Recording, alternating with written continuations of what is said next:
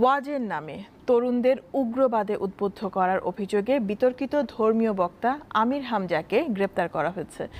এবার রাশমিকা মান্দানাকে নিয়ে আলোচনা করে বিপাকে পড়লেন মাওলানা আমির হামজা।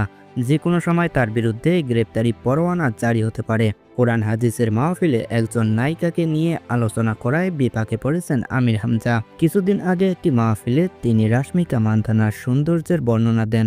মাহফিলের সেই অংশের ভিডিও সামাজিক যোগাযোগ মাধ্যমে প্রকাশ করা হলে মুহূর্তের মধ্যেই সেই ভিডিও ভাইরাল হয়ে যায়। এ নিয়ে কঠিন সমালোচনার মধ্যে পড়েছেন আমির হামজা। তার বিরুদ্ধে ব্যবস্থাও নেওয়া হতে পারে।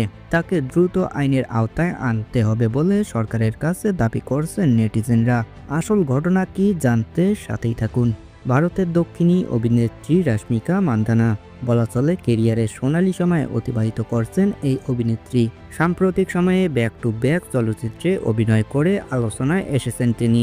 রাশমিকার সৌন্দর্যের তুলনা করেছেন অনেকেই, তবে এবার দেশের ওয়াজ মাহফিলে এই অভিনেত্রীর নাম উঠে এলো।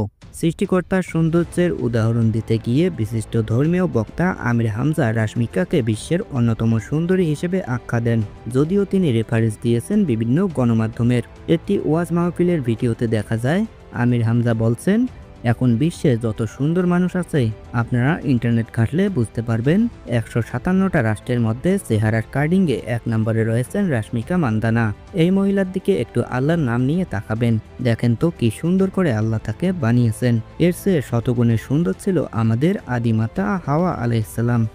বেশ কিছু সিনেমায় অভিনয় করেও ততটা সফলতা পাননি রাশমিকা।